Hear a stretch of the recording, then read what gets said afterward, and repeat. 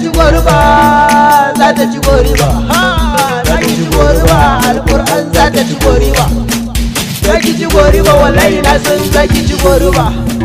Za ta ci goruba, za ta ci goruba. Kakata za ki ci goruba, za ta ci goruba. Za ta ci goruba, gashi haƙori gare da a baki ba. Saurayi na tallan goruba, na tallan goruba. Yan mata za ki ci goruba, wallahi musa kina cin goruba. Tsofaffi za ku ci goriba, ba haƙori za ku ci goruba. Yan yara za ku ci goruba, za ku ci goruba. Saurayi ne dauke da tsaraba manyan masani gare ku na rarraba shi ne ya sani na zartin asuba. I want to participate in meeting goals ba ina a jalin ku gani a taraba. Ku bar batun kar ku sani kashe shaba in tsohuwa da ta gani ta hausu ba. Cewa take wai za ta ci goruba gashi haƙori gare ta a baki ba. Idan kana so a yi maka shagwaba ka sai rabin kwanan ka na goruba. Idan ka zo ka gidan ka rarraba wallahi na san za ka yi marhaba.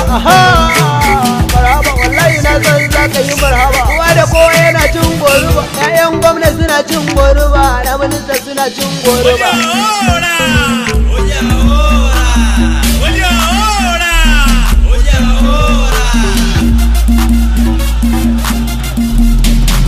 Maza da mata ine maku marhaba wancan da wancan kusa sun sahun gaba domin su taka rawar gata goruba. Ɗaya ku ji lamarin gada na saba Rafe na aure dole sai da goruba. Tun mai gida zai ɗakin goruba domin zaman auren zai da ci gaba. To lamarin ga a yau ban gane ba duhu manyan matan ga a kan gaba. Sahu gun karɓar goruba ai su sun san sirrin goruba. Haka dole su yi mata marhaba goruba, yi mata marhaba goruba, yi mata marhaba. Goruba da ke sanan na yi shamata sun zo.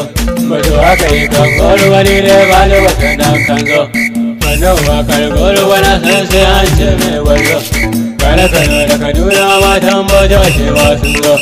Goruba ne mai da reso, duka juma da soso.